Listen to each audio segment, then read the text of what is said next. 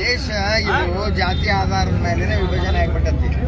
ಇವ್ರನ್ನ ಇಟ್ಕೊಂಡು ನಾವು ಭೋಜ ಮಾಡಿ ಇವ್ರಿಗೆ ಹಾಕಾಕತ್ತೀವಿ. ಇಲ್ಲಿ ಯಾರು ಟ್ಯಾಕ್ಸ್ ಕೊಡ್ತಾರ, ಸರ್ಕಾರ ಟ್ಯಾಕ್ಸ್ ತಂದು ಇವ್ರಿಗೆ ಕುಂದಿರಿಸ್ಕೊಳಪ್ಪ. ಇವ್ರೇನು ಇನ್ಕಮ್ ಟ್ಯಾಕ್ಸ್ ತುಂಬವ್ರಲ್ಲ, ಏನು ತುಂಬವ್ರಲ್ಲ.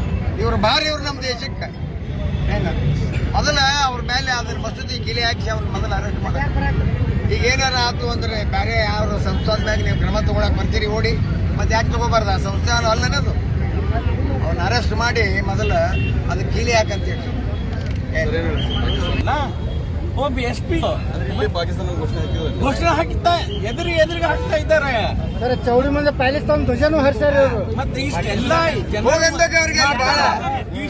ಮಾಡಿದಾಗೂ ಕಿತ್ತಲಿಕ್ಕೆ ಆಗೋದಿಲ್ಲ. ಪಾಕಿಸ್ತಾನ್ ಜಿಂದಾಬಾದ್ ಅಂತ ಅಂತಾರೆ, ಪಾಕಿಸ್ತಾನ್ ಜಿಂದಾಬಾದ್ ಅಂತಾರ. ಮತ್ತೆ ಅಂತವ್ರ ಮೇಲೆ ಕ್ರಮ ತೆಗೆದುಕೊಳ್ಳಂಗಿಲ್ಲ ಅಂತ ಮುಸ್ಲಿಂ ಅಷ್ಟು ಪ್ರೀತಿ ಇತ್ತು ಪಾಕಿಸ್ತಾನದ ಹೋಗಂತ ಹೇಳ ಅವ್ರಿಗೆ.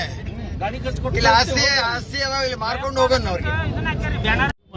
ಯಾಕಂತಂದ್ರೆ ಛತ್ರಪತಿ ಶಿವಾಜಿ ಮಹಾರಾಜರ ಮೆರವಣಿಗೆ ಮೇಲೆ ಚಪ್ಪಲಿ ಕಲ್ಲು ತೂರ್ತಾವಂತಂದ್ರೆ ಹಿಂದೂ ಸಮಾಜದ ಸುಮ್ಕೊಡ್ಲಿಕ್ಕೆ ಸಾಧ್ಯ ಇಲ್ಲ. ಅದರಲ್ಲಿ ಯುವಕರಂತ ಸುಮ್ಕೊಡ್ಲಿಕ್ಕೆ ಸಾಧ್ಯ ಇಲ್ಲ. ನಾವು ಎಷ್ಟೇ ಅವ್ರಿಗೆ ಮನವಿ ಮಾಡಿಕೊಂಡ್ರು ಇದು ಹಿಂದೂ ಸಮಾಜದ ಮೇಲೆ ಆದಂತ ಅವಮಾನ. ಅದಕ್ಕಾಗಿ ಇವತ್ತು ಅಂಗಡಿ ಮುಗ್ಗಟ್ಟುಗಳನ್ನು ಬಂದ್ ಮಾಡಿ ಪ್ರತಿಭಟನೆ ತೋರಿಸ್ತಾ ಇದ್ದಾರೆ.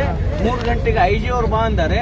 3 ಗಂಟೆ IG ಅವರು ಬಂದ ನಂತರ ಅವ್ರ ಜೊತೆನೂ ಮಾತಾಡ್ತೀನಿ. ಪೊಲೀಸರು ಸುಮ್ಮನೆ ಯಾರ ಮೇಲೂ ಲಾಠಿ ಚಾರ್ಜ್ ಮಾಡಬೇಡ ಅಂತ ಅಗಳೇನೂ ಹೇಳ್ತಾ ಇದ್ದೀನಿ ನಾನು. ಇದನ್ನು ಹಿಂದೂ ಸಮಾಜ ನಿಶ್ಚಿತವಾಗಿ ಖಂಡನೆ ಮಾಡ್ತದೆ. ಇನ್ನು ಮುಂದೆ ಇದಕ್ಕೆ ಸರ್ಕಾರ ಕಾರಣ ಮುಸ್ಲಿಂ ಓಲೈಕೆ ಮಾಡ್ತಾ ಇದೆ ಅಲ್ಲ, ಇದು ಕಾಂಗ್ರೆಸ್ ಸರ್ಕಾರ. ಅದಕ್ಕಾಗಿ ಈ ಧೈರ್ಯ ಎಲ್ಲಿಂದ ಬಂತವ್ರಿಗೆ?